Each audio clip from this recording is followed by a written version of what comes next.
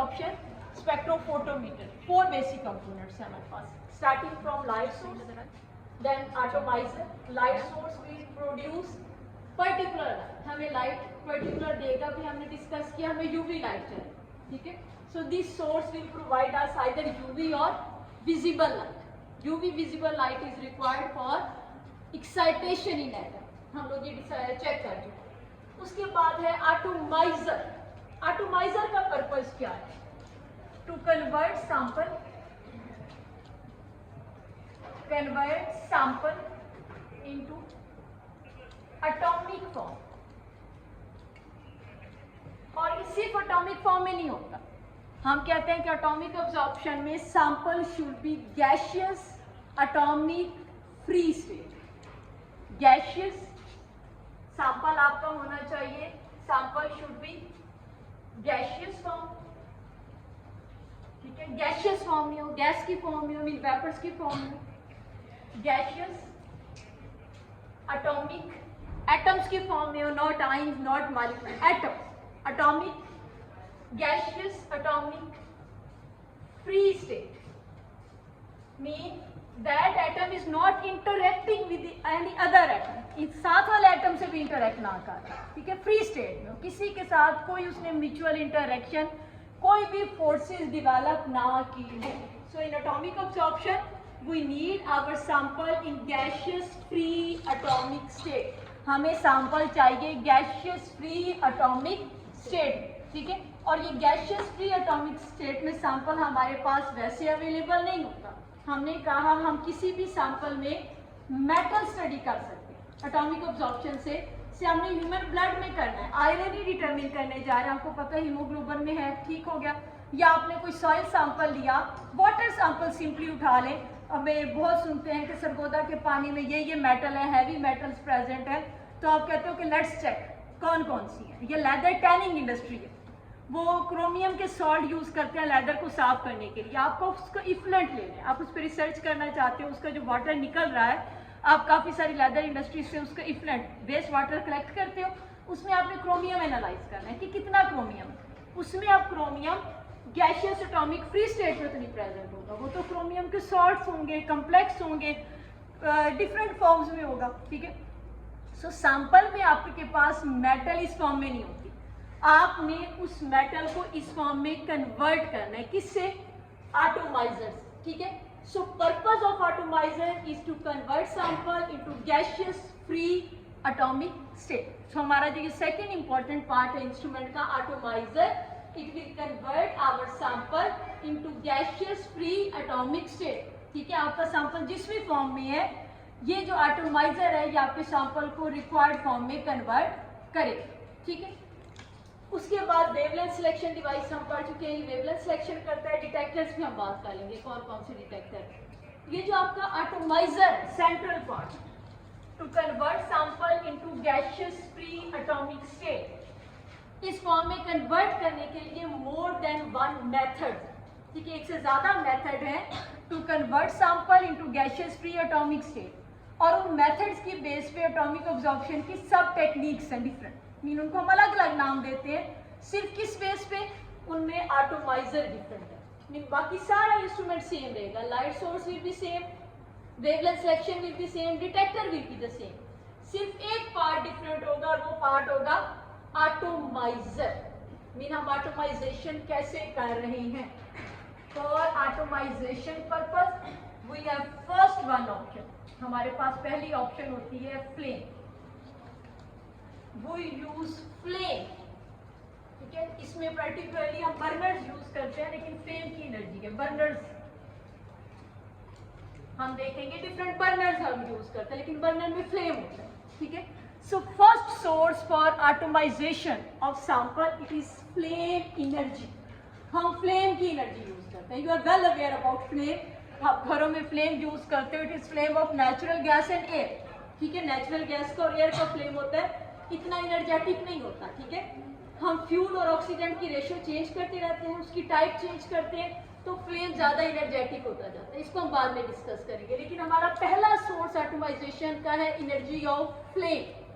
Flame energy क्या करेगी? Convert our sample into gaseous free atomic state. So इस base पे जिस टेक्निक में आपके एटॉमिक एब्जॉर्प्शन की हम फ्लेम को एज ए एटोमाइजर यूज करेंगे, उसको हम नाम देंगे इस फर्स्ट टेक्निक को flame atomic absorption spectroscopy. Flame atomic absorption spectroscopy, FAAS, where flame is used as source of atomization. Then technique will be flame atomic absorption spectroscopy. ठीक। Then a second source, atomization के लिए एक second source use होता है, electrical energy हम utilise करते हैं। ठीक है, फ्लेम से ज्यादा इलेक्ट्रिकल एनर्जी ज्यादा स्ट्रॉन्ग। ठीक है, इलेक्ट्रिकल फर्नेसेस यूज होते हैं। फर्नेस हीटिंग फर्नेस होती है क्योंकि हमें सैंपल को हीट अप करना है, हीट अप करके अगेन हमने उसको एटम्स की फॉर्म में कन्वर्ट करना है। सो फर्नेसेस हैं और उसमें से जो बेस्ट फर्नेस जो यूज की जाती है it is graphite furnace. Graphite furnace, ये ग्रेफाइट की बनी हुई फर्नेस है, इसे ग्रेफाइट फर्नेस कहते हैं। और ये सोर्स कौन सा है? इलेक्ट्रिकल एनर्जी हम यहाँ यूज कर रहे हैं बेटा। ठीक है, इलेक्ट्रिकल एनर्जी, यहाँ फ्लेम था तो यहाँ पे इलेक्ट्रिकल एनर्जी है। मीन सोर्स ऑफ एटोमाइजेशन हमारे पास इलेक्ट्रिकल हीटिंग फर्नेस को हम यूज कर रहे हैं। Electrical heating it is source to convert sample into gaseous free atomic state. हमने फ्लेम को स्विच कर दिया, फ्लेम को निकाल दिया, उसकी जगह हम फर्नेस लिया। फर्नेस की वजह से इसकी वर्किंग बहुत अच्छी हो जाती है क्योंकि फर्नेस का टेम्परेचर आप कंट्रोल्ड होता है, मर्जी से आप जितना पोटेंशियल डिफरेंस क्रिएट करें उतना लेके जा सकते हैं और बहुत हाई तक जाता है। 3000 प्लस इजीली चला जाता है फर्नेस का temperature.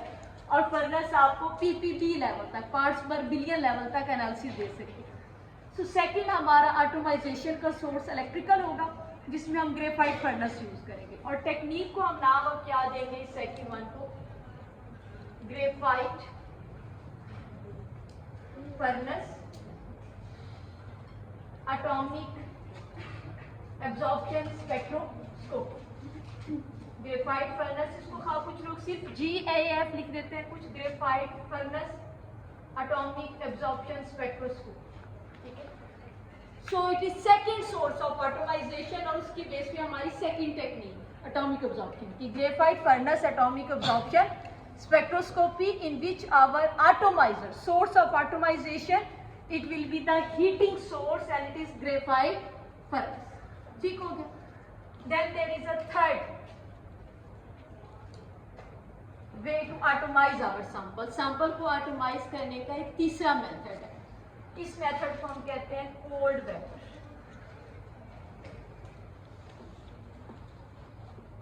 Cold vapour method. Cold vapour method जो है it is chemical method. Mean chemical reaction से हम एटोमाइजेशन करेंगे। Chemical reaction, through a chemical reaction sample will be converted into gaseous free atomic form. ठीक है, इसमें कोई हीट हम यूज नहीं करेंगे। पहले दोनों सोर्सेज में हमने हीट यूज की। ठीक है, हमने फ्लेम एटॉमिक एब्जॉर्प्शन में फ्लेम की एनर्जी यूज की, ग्रेफाइट फर्नेस में हमने इलेक्ट्रिकल एनर्जी यूज की। But now in this case ये जो थर्ड सोर्सेस है हम कोल्ड वेपर कह रहे हैं। Cold vapour no heat is use, इसमें कोई हीट नहीं यूज होती। Through chemical reaction sample is converted into gaseous free atomic state. हम इसको इसमें कन्वर्ट करते हैं। ये मेथड सिर्फ मरकरी के लिए यूज होता है, ओनली फॉर मरकरी। हम देखेंगे बाद में वाई ओनली फॉर मरकरी, क्यों सिर्फ मरकरी के लिए। ठीक है, ये सिर्फ मरकरी के लिए मेथड है। और ये टेक्निक कौन सी होगी? Cold vapour atomic absorption spectroscopy. So हमारे पास थर्ड ऑन टेक्निक आ गई, cold vapour atomic absorption spectroscopy based on source of atomisation. इसमें सोर्स ऑफ एटोमाइजेशन जो था इट वाज केमिकल रिएक्शन। ठीक है, cold vapour. Then there is fourth one and it is hydride generation.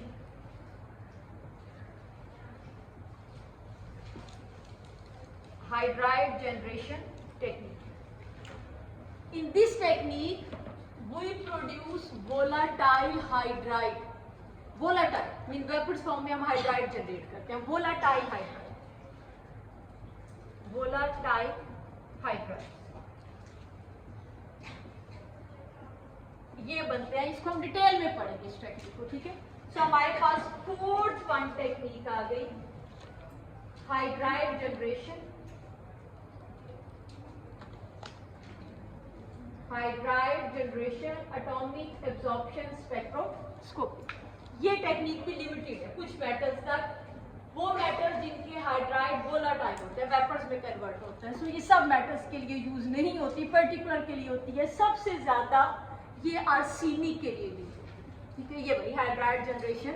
Arsenic बहुत ज्यादा poisonous है, extremely, आपको पता है बहुत ज्यादा पॉइजनस है, it can cause death even small concentration. So इसकी केयरफुल एनालिसिस किया जाता है, तो इसकी बहुत एक्यूरेट एनालिसिस के लिए ये टेक्निक यूज होती है, आर्सेनिक के बहुत एक्यूरेट एनालिसिस के लिए। लेकिन ये आर्सेनिक के अलावा कुछ और मेटल्स को भी एनालाइज कर सकती है जिनके हाइड्राइड वोलाटाइल, ठीक है। ये मेटल तो सिर्फ मर्क्यूरी के लिए ये वाली टेक्निक, लेकिन ये आर्सेनिक के अलावा और मेटल्स को भी एनालाइज कर सकती है। कौन सी दूसरी मेटल जिनके हाइड्राइड वेपर्स फॉर्म में कन्वर्ट हो सकते, लेकिन यूज इसको जनरली आर्सेनिक के लिए ज्यादा किया जाता है। सो दीज आर 3 सब techniques of atomic absorption spectroscopy, ठीक है। हमारे पास मेजर टेक्निक्स थी एटॉमिक एब्जॉर्प्शन स्पेक्ट्रोस्कोपी। हम इसकी ये 4 सब टेक्निक्स पढ़ेंगे, लेकिन 4 सब टेक्निक्स कैसे होंगी, हम स्टार्ट में सिर्फ फ्लेम एटॉमिक एब्जॉर्प्शन स्टार्ट करेंगे, पूरी टेक्निक पढ़ेंगे starting from light source, atomiser, wavelength selection detector. उसके बाद जब अगली हर टेक्निक पे जाएंगे हम बाकी पार्ट स्टडी नहीं करेंगे, हम सिर्फ एटॉमाइजर स्टडी करते जाएंगे, क्योंकि बाकी पार्ट सेम रहेंगे, इंस्ट्रूमेंट के बाकी कंपोनेंट्स चेंज नहीं होंगे, जस्ट एटॉमाइजर इज एटॉमाइजर, सोर्स ऑफ एटॉमाइजेशन इसमें चेंज होगा। सैंपल आपका एटॉमिक गैसेस फ्री फॉर्म में किस वे से करें। अंडरस्टैंड? इस तक समझ आ गई बेटा, यहाँ तक?